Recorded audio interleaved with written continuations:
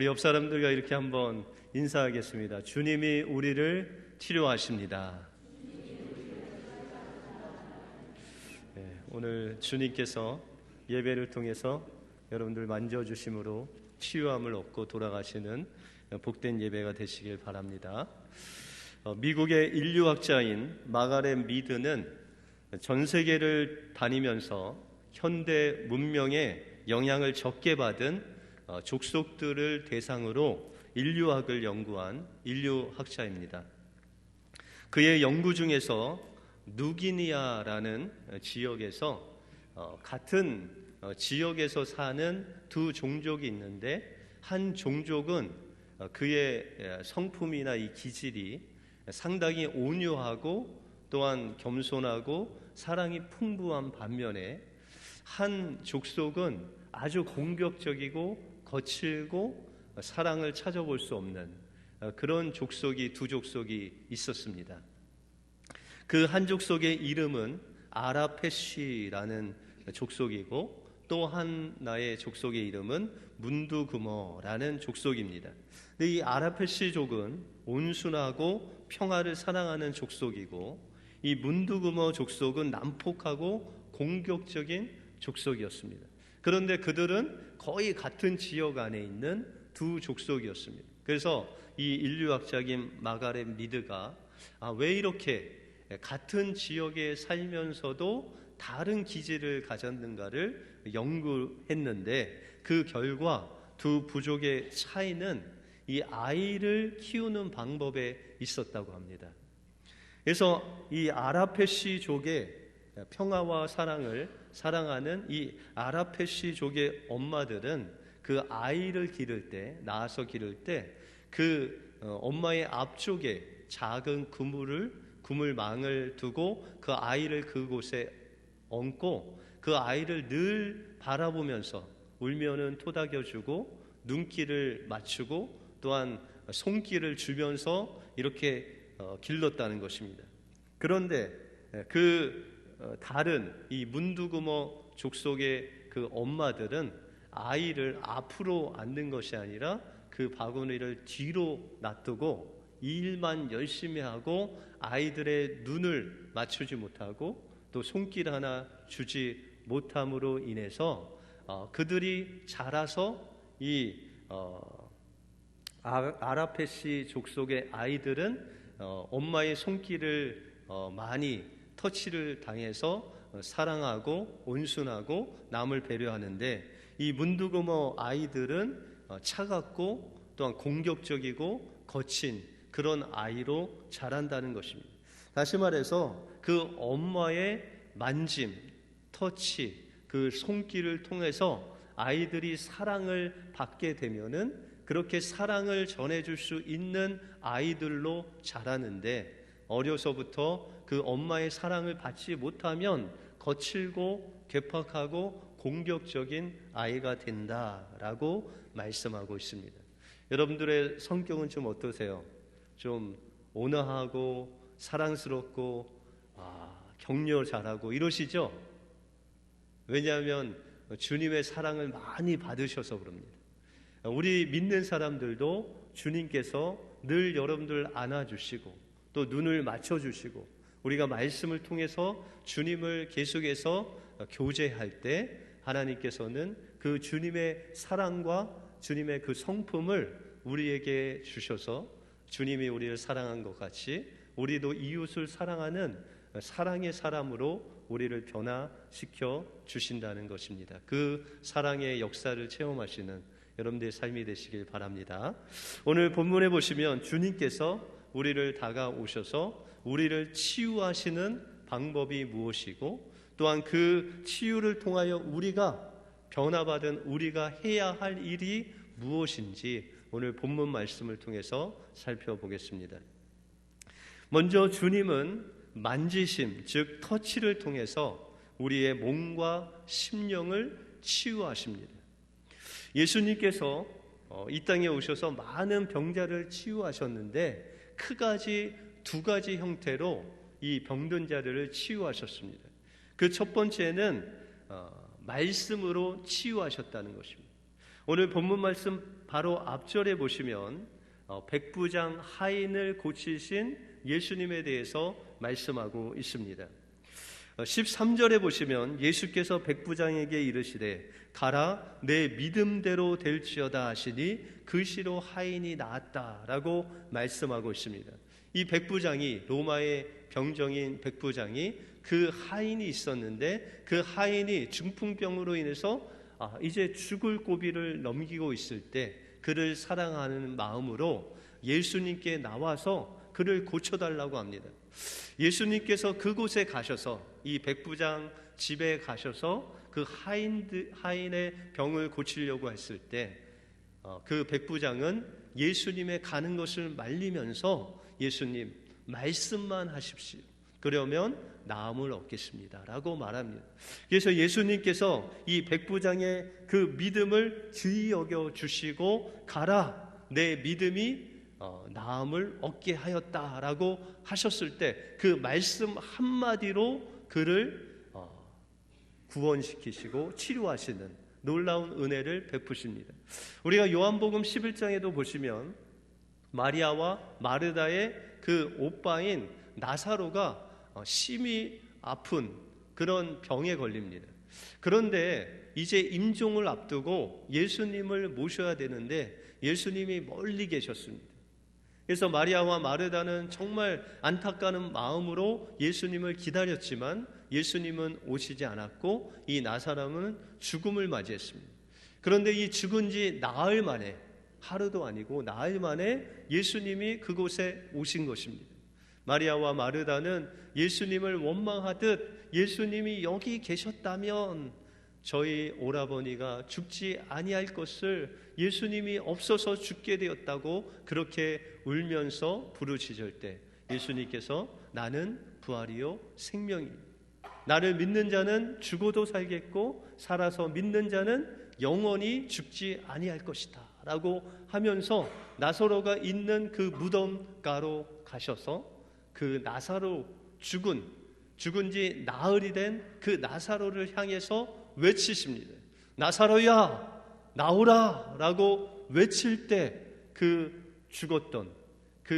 죽어서 나흘이 돼서 냄새가 난 그 나사로가 배를 동인 채로 그 무덤에 나오는 놀라운 하나님의 은혜를, 치유의 역사를 체험하게 됩니다. 말씀 한마디로 이 천지를 만드신 그 예수님께서 한 말씀 하실 때, 명령하실 때 우리의 질병이, 우리의 영혼이 살아나는 놀라운 역사가 일어나게 된다는 것입니다. 이제 두 번째로 예수님이 치유하시는 방법 중에 또 하나는 그 연약한 자를 만져주심으로 치유하십니다. 오늘 본문 8장의 맨 앞부분에 1절부터 보시면은 문둥병자가 나옵니다. 이 문둥병이라는 것은 구약 성경에 보시면은 하나님께로부터 저주를 받은 병이다 할 만큼 이 문둥병에 걸렸을 때는 그 치유하기가 정말 어려웠습니다. 또한 이 문둥병자는 부정한 사람이라 사람들과 접촉을 할 수가 없었습니다.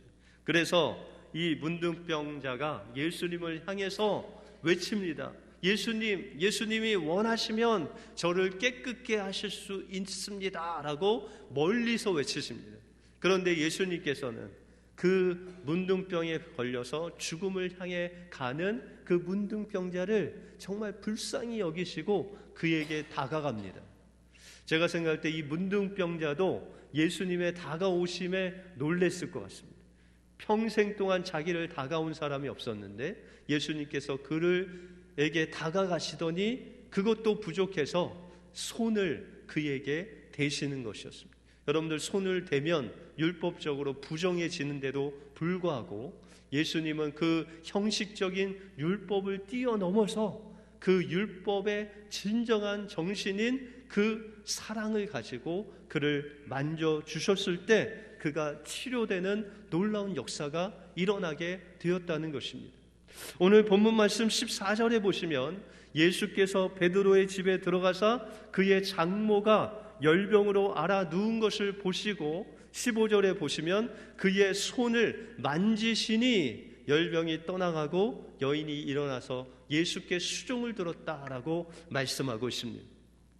여러분들, 베드로의 장모가 열병을 앓았다고 하는 이 열병은 보통 두 가지의 열병이 있는데, 한 가지는 이 열병은 40도 이상 열이 계속 3주 4주 동안 계속되면서 그 당시에는 치료가 불가능했기 때문에 3주 4주 열이 오르다가 죽는 병입니다. 요새 병으로 이야기하자면 장티푸스나 콜레라가 걸려서 그 열병으로 죽는 것입니다. 그런데 오늘 나오는 열병이라는 단어를 헬라어로 자세히 보시면은 보통 명사로 되어 있을 때는 장티푸스나 콜레라인데, 이 열병은 동사로 쓰여져 있습니다. 다시 말해서 열이 계속 꾸준히 올라서 죽는 것이 아니라 열이 올라갔다 내려왔다, 이렇게 막 열이 올라가면 막 신음하며 앓다가 또한 열이 내려가면 일어섰다가, 이렇게 좀 움직이는 다른 열병에 대해서 말씀하고 있다는 것입니다. 흔히 이것은, 이 열병을 가리켜서 우리는 한국식으로 이야기하자면 화병입니다. 이 베드로 장모가 화병에 걸려서 막 열이 올라오다가 내려가다가 또 열이 올라오다가 내려가다, 그런 겁니다. 그래서 베드로의 장모가 화병을 앓고 있는데 예수님께서 그 베드로의 장모를 찾아오셨다라고 말씀하고 있습니다. 그가 뭐 요청하지도 않고, 예수님 제가 병에 걸려서 좀 낫게 해주세요, 이런 요청도 하지 않았음에도 불구하고 예수님께서 찾아오셔서 그의 손을 만지시고 일으켜 주셨다라고 말씀하고 있습니다. 우리가 마가복음 1장에 보시면 이 동일한 본문을 사도 마가는 그의 손을 잡아서 일으켜 주셨다라고 말씀하고 있습니다.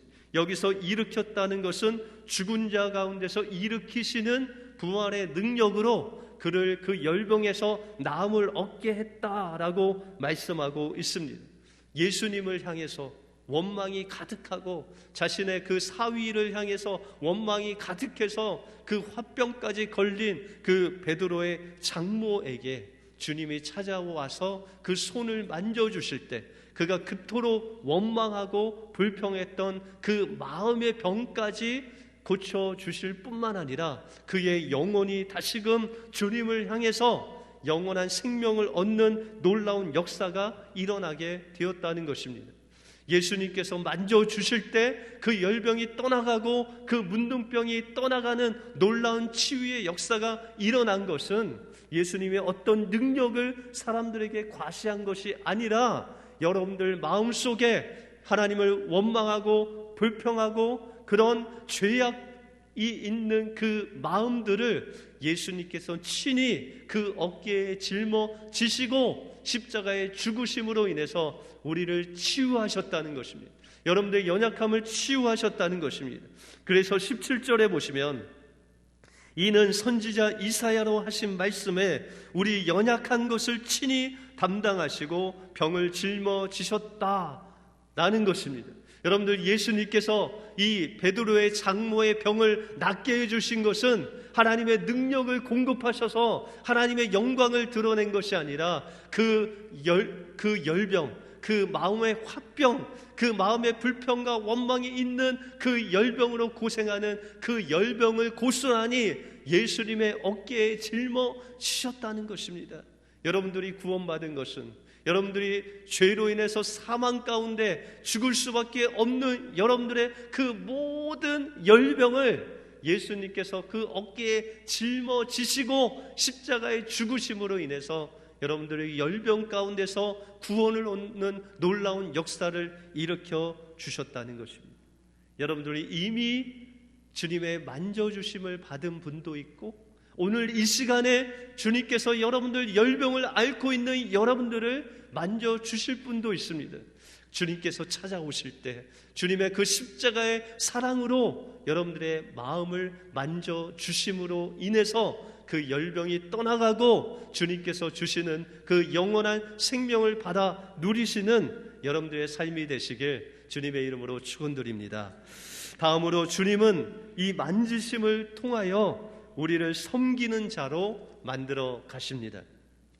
베드로의 장모는 이 예수님의 만지심을 통해서 그의 육신의 병과 또한 마음의 병뿐만 아니라 그의 영혼이 다시금 살아나는 놀라운 은혜를, 구원의 은혜를 경험하게 됩니다. 15절에 보시면 그의 손을 만지시니 열병이 떠나가고 여인이 일어나서 예수께 수종을 들었다라고 말씀하고 있습니다. 예수님의 치유하심을 체험한 이 여인은 일어나서 예수님께 수종을 들었다. 여기서 수종을 들었다는 단어는 디아코네오라는 단어로서 그 식탁을 섬기는, 서빙하는 사람의 모습, 그것이 바로 디아코네오, 봉사하다, 또한 섬기다라는 그런 의미의 단어입니다.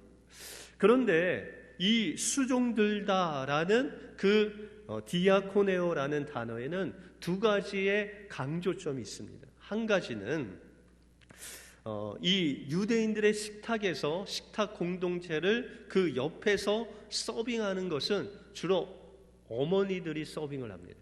여러분들 주로 음식을 여러분들 집에서 만들어 주시는 분이 어떻게 어머니들이 주로 만드시죠? 예, 어머니들이 만드시는데 그 어머니들이 누구의 입맛을 맞출까요? 남편의 입맛을 맞출까요? 아니면 자신의 입맛을 맞출까요? 남편이 싱거운 것을 좋아하고 그 아내가 짠 거를 좋아하면 매일 짠 것만 나올까요? 아니면 음식을 싱겁게 만드실까요? 예, 여러분들 그 몇십 년 동안 남편의 입맛을 맞추다 보니까는 여러분들의 입맛을 잃어버리셨잖아요. 그죠? 때로는 자녀들의 입맛을 맞추고 남편의 입맛을 맞추는 것, 그것이 바로 그 섬김의 의미 중 하나라는 거예요. 내가 아닌 다른 사람, 내가 아닌 주님의 그 입맛을 맞추는 그 봉사야말로 하나님께서 원하시는 진정한 봉사다라고 말씀하고 있다는 것입니다. 다시 말해서 우리가 예수님의 그 십자가를 통해서 우리의 그 열병 가운데 만지심을 통해서 구원을 얻은 우리는 이제 우리 위주로 사는 자들이 아니라 주님 위주로 우리의 방향을 돌려서 주님을 섬기는 그 자리로 나가야 된다는 것입니다. 또 하나, 수종 든다는 단어의 중요한 것은 절대로 대가를 요구하지 않는다는 거예요. 여러분들 평생 남편 이 식사를 대접해 주시면서 밥값 받아보신 분 계세요? 네, 거의 없으시죠. 혹시라도 우리 미국이니까 팁도 주잖아요. 식당에서 팁 받아본 어머님들 계세요? 네, 팁도 한 번도 못 받아보셨죠?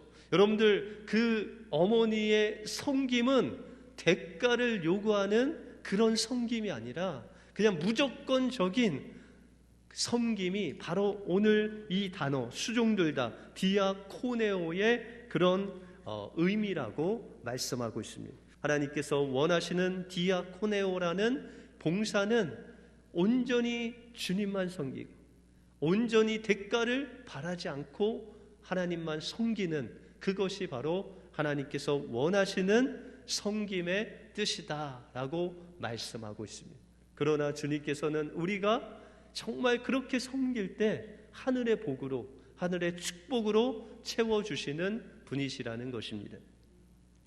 전라남도 공군 도양읍에 소록도라는 섬이 있습니다. 여러분들 이 섬에 어떤 분들이 많으셨죠? 예, 한센병에 걸린 분들이 이 소록도에 격리돼서 그곳에 살았습니다. 그런데 이곳에서 한센병 환우들을 40년 이상 섬겼던 두 여인이 있습니다. 그분들은 이 소록도에서 간호사가 필요하다는 그 소식을 듣고 오스트리아 그 간호 학교를 나온 두 수녀가 이 소록도에 1959년과 62년에 오셔서 27살, 26살 나이에 오셔서 40년이 넘도록 소록도에서 간호사로 섬겼던 분이 계십니다. 그분들의 이름이 마리안느와 마가렛 수녀입니다. 이들은 소록도에 오셔서 한 일은 한센병자들의 환처에, 그것도 장갑도 끼지 않고 그 약을 꼼꼼히 발라주고, 때로는 그 환처가 이 고름이 있는지 없는지를 보려고 그 코로 그 냄새를 맡기도 하고, 때로는 그 환처의 고름을 빼야 되는데 그 고름을 빼지 않으면 생명이 위독해서 그냥 입으로 그 피고름을 입으로 빨아서 그 생명을 살리는 그런 일들을 하신 분들입니다. 그런데 그곳에는 이 한생병자들의 자녀 2세를 낳으면 어디 갈 곳이 없어서 이르는 또한 유치원과 학교를 세워서 그 아이들을 또한 보살피는 그런 일을 했습니다. 하루는 오스트리아의 본국에서 이 두 수녀의 이런 아름다운 이야기를 듣고 그들에게 훈장을, 이 상을 대사를 통해서 전달을 했습니다. 그런데 이 두 수녀는 그 본국에서 대사를 통해서 자신들에게 상을 주려 온다는 그 소식을 듣고 숨어버렸습니다. 그래서 그 상을 받지 않았습니다. 또한 병원에서 생일 잔치나 아니면 회갑 잔치라도 베풀어 주려고 했을 때마다 그들은 기도원에 가서 기도하고 그 자리를 피했습니다. 왜냐하면 주님이 앉아야 될 그 자리에 자신들이 앉을까봐 자신들을 높이고 자신들을 나타내는 모든 자리를 피했습니다. 그들은 소록도에 올 때 작은 가방 하나 그거 짊어지고 오셨는데 이제 70세가 넘은 그 나이에 그 가져온 그 가방 하나 들고 아주 새벽에, 이른 새벽에 아무에게도 인사하지 않고 그냥 편지 한 장 남겨놓고 그 소록도를 떠났습니다. 그들은 자신의 건강 상태가 안 좋은 것을 알고 혹시라도 그들이 갈 때 송별식을 할까봐 아무에게도 알리지 않고 그 새벽에 편지 한 장 써놓고 그 소록도를 떠난 것입니다. 오스트리아의 특파원이었던 금기자라는 그 기자가 그곳에 가서 이 두 간호사 수녀를 만나게 되었습니다. 그분이 이야기하기를 그들은 늘 그렇게 이야기했다는 것입니다. 우리가 나이가 들고 저희들을 섬길 수 없는, 저희들에게 짐이 되어 있는 나이가 되면 우리는 아주 깨끗하게 본국으로 돌아가자라고 그렇게 이야기를 했는데 그거를 실천에 옮겼다고 합니다. 그들은 배를 타고 서록도를 떠날 때 하염없이 울었다고 합니다. 왜냐하면 자신들이 40년 동안 그곳에 있었기 때문에 그 마지막을 그곳에서 보내려고 했는데 이제 육신의 병으로 인해서 그들에게 짐이 될까봐 떠나는 것이기 때문에 하염없이 눈물을 흘렸다고 합니다. 이제 소록도를 떠나서 오스트리아에 가서 그 수녀원에 3평 남짓한 그 방에 들어가서 사는데 오히려 그곳이 다른 곳에 있는 것 같이 낯설었다고 합니다. 그곳에서 그런데 이 소록도가 너무나도 생각이 나서 소록도에서 갖고 온 나뭇잎이라든지 사진이라든지 그걸로 이제 그 방을 다 도배를 했다고 합니다. 그러면서 그 기자에게 얘기하기를 저는 오늘도 잠자리에서 소록도에 대한 꿈을 꾸었습니다 라고 그렇게 이야기를 하면서 그 문에 보니까 한국말로 이렇게 써 있었습니다. 선하고 겸손한 사람이 되라. 이제 인터뷰를 마치고 나가려고 하는데 그 수녀님이 그 기자의 손을 꼭 잡으면서 한국의 알사탕을 한 주먹 주면서 이야기를 하면서 미안하다고 하면서 내가 밥을 좀 지어줘야 되는데 여기 오스트리아에서 내가 밥을 지어줄 수 없어서 내가 밥을 못 지어줘서 너무나도 미안하다라고 하면서 그 기자를 보냈다고 합니다.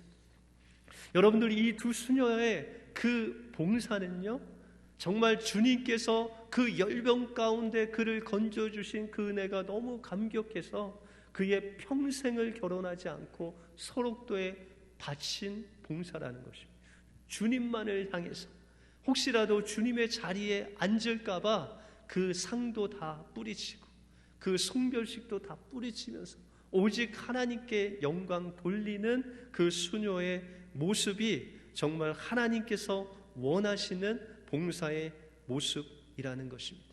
여러분들, 한국교회 성도들은 주님을 섬기고 봉사한 후에 자기를 안 알아준다고, 자기를 안 높여준다고 시험 드는데, 이 오스트리아 수녀들은 40년 동안 그렇게 섬기고 남은 거라곤 그 가방 하나 가지고 그 오스트리아에 떠나면서도 자신이 높임 받기 싫어서 정말 그 마지막 생애를 다하기까지 남에게 피해를 주지 않는 그 섬기야말로 하나님께서 원하시는, 또 그 열병을 만지심을 통해서 이제 나음을 얻은 그 베드로 장모의 진정한 예수님을 섬기는 그 섬김이라는 것입니다.